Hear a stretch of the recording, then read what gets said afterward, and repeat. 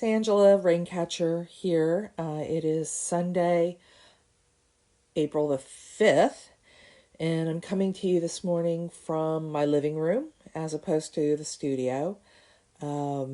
Just thought maybe a change of scenery. Plus, this morning I'm working on a little bit of a crochet project, and yeah, I just didn't want to walk all the way up to the studio this morning. Anyway, so I know it's a kind of a weird angle, and let me see if I can get it. Ooh, double chin. Awesome.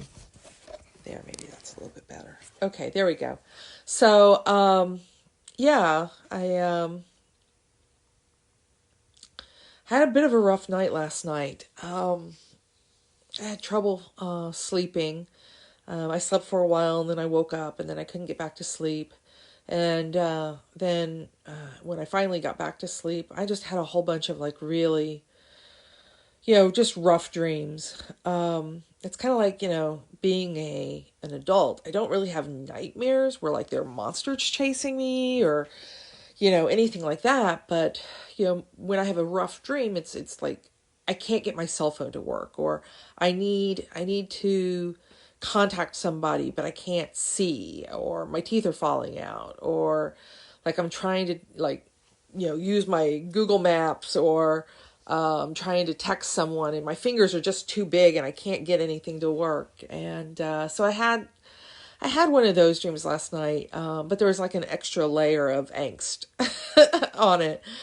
And so then when I woke up, I just felt really flippin' tired. And, so finally I just gave up and I said, fine. And I got up and I went up to the studio and I journaled a little bit, wrote down my dream. And it was interesting. Like once I got to the end of the dream where I was talking about like how I was feeling at the end when I woke up, I just completely broke into tears and just sobbed for a few minutes. And it was a good emotional release. I hadn't cried in a few days. I'm one of those people that's like, I'm a crier, but I don't like to cry in front of people. So it's been really emotionally just kind of tough. And so I do recommend, like, if you have one of those dreams, just write it down. There's going to be a message in there somewhere for you. And if you find yourself, confronting some emotions that you didn't want to, that's why you probably had that dream, was to, is your unconscious self saying, hey, you need to like deal with these emotions. And so yeah. Anyway, so that's what happened this morning. And then I came downstairs. I realized I was really dehydrated. So I didn't drink a lot of water yesterday. So I'm committed today to drink this whole thing of water. It's 32 ounces of water, and I'm not quite halfway through it. So I'm gonna make sure I keep hydrated. So again, like, you got to take care of yourself in this time. It's, if you're one of those folks that's sheltering in place and not leaving the house, you still have to take care of yourself. You still need to eat. You still need to drink water. You still need to deal with your emotions. So you still need to give yourself that loving kindness that we've been talking about over the last few days. So anyway, we're reading Comfortable with Uncertainty by Pema Chodron, and today we're reading chapter 10. And the title for chapter 10 is Sitting Meditation. So a couple days ago, we talked about like why meditate. Then we talked about the 6 points of posture for meditating. Then we talked about how our thoughts, are ever changing. And so then today we're going to be talking about kind of bringing that together in the sitting meditation. All right, so let's dive in.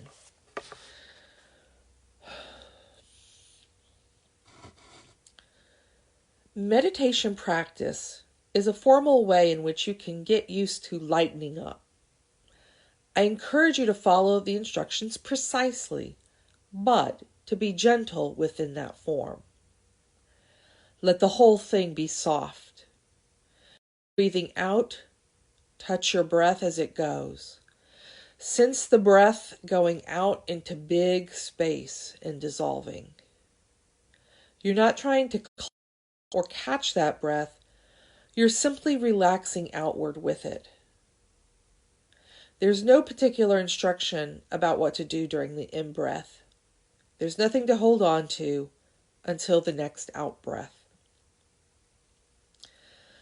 Labeling our thoughts during meditation practice is a powerful support that reconnects us with the fresh, opened, unbiased dimension of our mind. When we become aware that we are thinking, we say to ourselves, thinking, with an unbiased attitude and with tremendous gentleness. When we return our focus to the breath, we regard the thoughts as bubbles and the labeling like touching them with a feather. There's just this light touch, thinking, and they dissolve back into space. Even if you still feel anxious and tense when the thoughts go, allow that feeling to be there, with space around it. Just let it be. When thoughts come up again, see them for what they are. It's no big deal. You can loosen up and lighten up.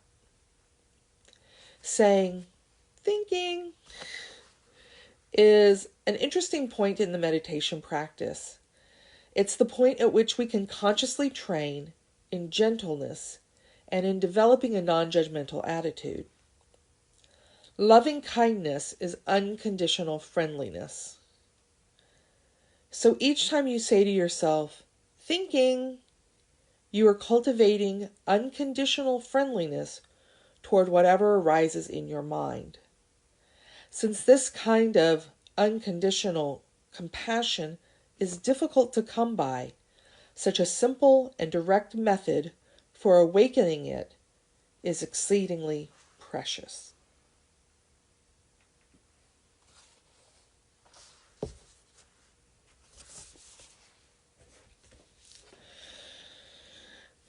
And more water. Hydrate. Hydrate.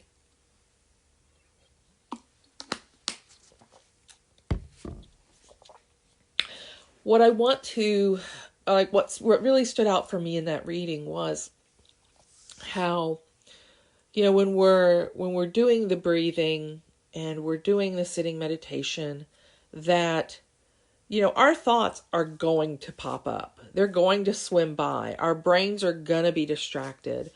And when we notice that, rather than beating ourselves up and going, I can't meditate. It's so hard. Instead of doing that, you just go, I'm thinking, and then let it go and come back to the attention on your breath. Come back to, breathing in. And then as you breathe out, imagine that your breath is coming out and expanding and then dissolving. And then you just breathe in and then out again. And then when you find your brain telling a story, which it's going to do that. Just like, yes, I'm thinking, I'm coming back to the breath. And it's that conscious choice of coming back to your breath. Like that is meditation, that becoming aware of your thinking and coming back to the breath. Giving yourself some loving kindness, some unconditional friendliness when you do that, when that happens, that is where things start to open up and we start to find a little bit of peace in ourselves. Because again, we're cutting ourselves a little bit of slack in this. And one of the things that I found to be helpful in the breathing practice is to really focus on the physical aspects of the breathing. So when I'm breathing in, I can feel the air enter into my nostrils. I can feel my lungs, my belly expand. And when I breathe out, I can feel the air leaving, it right here on my lips, leaving, and I can feel my body. So that paying attention to really just the breath helps. But again, my brain is going to start weaving a story. It's going to start thinking about, like, what do I need to do later? Or am I breathing right? Or, all these other kinds of things. And so again, it's just like, thinking and then bringing myself, consciously deciding to bring myself back to my breath. And now I feel like I'm repeating myself. So I'm gonna leave us there today. And tomorrow we'll be reading chapter 11. We'll probably be back up in the studio.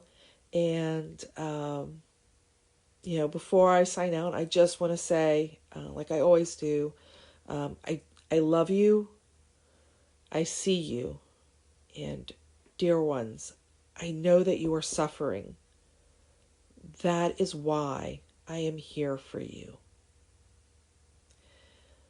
And with that, I will say peace. Take care of yourselves. Give yourself some loving kindness. And I'll see you tomorrow.